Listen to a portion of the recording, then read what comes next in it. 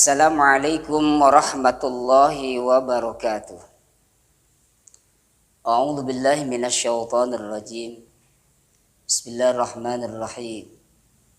Alhamdulillahi wahdah. Shadaqa wa'dah wa nasara 'abdah. Allahumma shalli wa sallim ala sayyidina Muhammadin wa ala alihi wa mawala. Amma ba'du. A'udzu billahi minasyaitonir rajim. Bismillahirrahmanirrahim. Wa'budullaha wa la tusyriku bihi syai'a wa bil walidaini ihsana. Anak-anakku sekalian yang dirahmati Allah, pada pertemuan kali ini kita akan memahami dua perintah Allah yang harus senantiasa kita jalankan. Hingga bila salah satunya ditinggalkan, maka pengabdian seorang hamba dianggap tidak sah. Atau pengabdian seorang hamba dianggap gugur di hadapannya. Maka kedua inilah yang harus senantiasa kita jaga. Apa yang pertama? Yang pertama adalah wa'budullaha wa la tusyriku bihi syai'a. Yang pertama, beribadahlah kepada Allah tanpa dicampuri sedikit pun kemusyrikan, kesyirikan. Baik itu syirik yang khafi maupun syirik yang jali. Syirik khafi adalah syirik yang tersembunyi, termasuk di dalamnya adalah bagaimana kita beramal kebaikan yang dimotivasikan hanya untuk dilihat, dipandang, dan dijadikan buah bibir manusia. Bahkan orang-orang yang beramal soleh, berbuat kebaikan karena ingin dilihat oleh banyak orang, ingin dipandang, ingin dibicarakan orang. Ini adalah bagian amal yang akan dihancurkan oleh Allah Subhanahu wa Ta'ala. Bahkan orang-orang yang beramal seperti ini oleh Allah dikategorikan sebagai orang-orang yang mendustakan agama. Orang yang beragama tapi didustakan oleh Allah. Orang yang beribadah ria tetapi dianggap dusta terhadap agama. Orang yang melakukan sholat, yang berpuasa, yang berbuat kebajikan tetapi niatnya untuk dilihat, untuk dijadikan buah bibir orang lain. Maka ini adalah orang-orang yang kategori yang mendustakan agama. Ara'aital ladzi yukadzibu bid-din fadzalikal ladzi yad'ul yatim wala yahuddu ala tu'amil miskin fawailul lil musallin alladzina hum an salatihim sahun alladzina hum yura'una wa yamna'unal ma'un. Oleh karenanya anak-anak sekalian, marilah awali seluruh aktivitas kita sejak kita bangun hingga nanti terbenam matahari, terutama ketika kita menjalani proses pembelajaran, baik secara langsung maupun tidak, niatkanlah sebagai pengabdian diri kita kepada Allah. Niatkanlah sebagai jalan untuk mencari ridho Allah. Niatkanlah sebagai jalan mendekatkan diri dan ketaatan kepada Allah. Di samping akan meringankan beban mental kita, Allah akan memberikan kebaikan-kebaikan dengan niat itu. Dan terhindar dari nilai sikap dan jiwa yang selalu tertekan dan menjadi beban.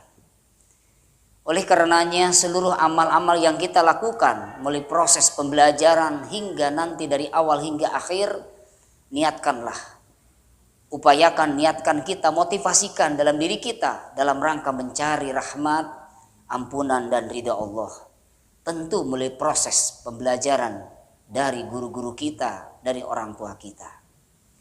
Anak-anakku sekalian yang dirahmati Allah.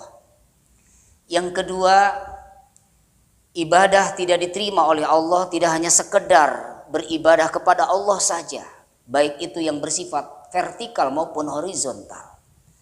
Ada yang kedua, seorang dianggap tidak lagi beribadah yang sebenarnya kepada Allah, atau tidak sempurna pengabdiannya kepada Allah bila hanya beribadah vertikal, baik itu wajib maupun sunnah, tetapi dia mengabaikan hak-hak manusianya. Ada yang Allah tetapkan ibadah melalui horizontal, yaitu berbakti kepada ibu dan bapak kita. Berbakti kepada ibu dan bapak kita adalah bagian ibadah yang tidak bisa terpisah dari ibadah-ibadah mahdhah. Bahkan Allah Ta'ala menentakkan melalui lisan Rasulullah Sallallahu Alaihi Wasallam bahwa ridhonya Allah bagi kita sebagai anak-anak ada pada diri orang tua kita. Rasulullah Sallallahu Alaihi Wasallam bersabda, ridullah fi ridul walidain, wa sukhtullahi fi sukhtil walidain.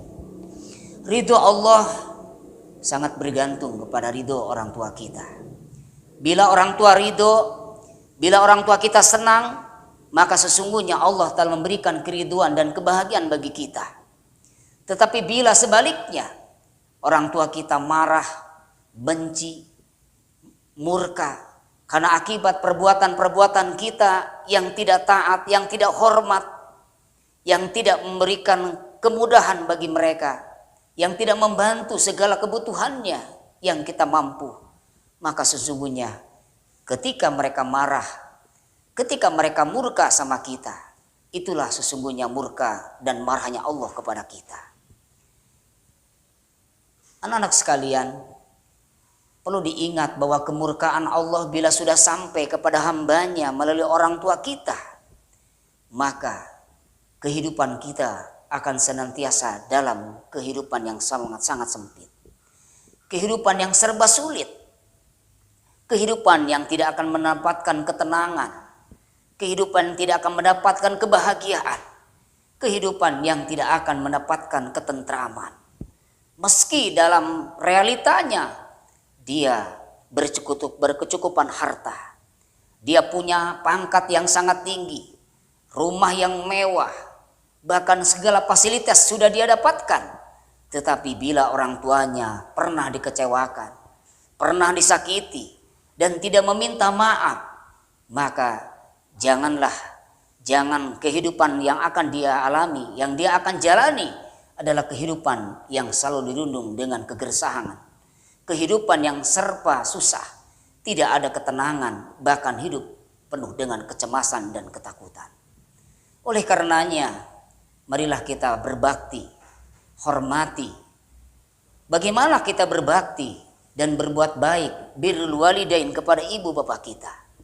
Rasulullah Shallallahu Alaihi Wasallam telah memberikan contoh kepada kita bahwa yang pertama, kita senantiasa mendoakannya kepada mereka, memintakannya kepada Allah agar diampuni segala dosa-dosanya, agar segala diterima segala amal kebajikannya.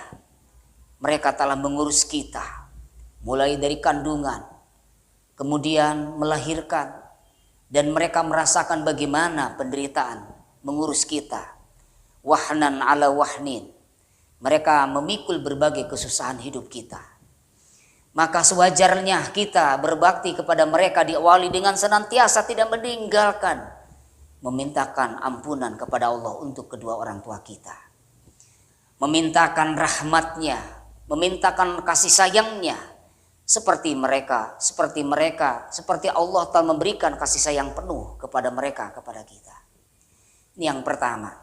Anak-anak sekalian, yang kedua tentu tidak sekadar hanya mendoakan. Jagalah perasaan dan pikiran mereka.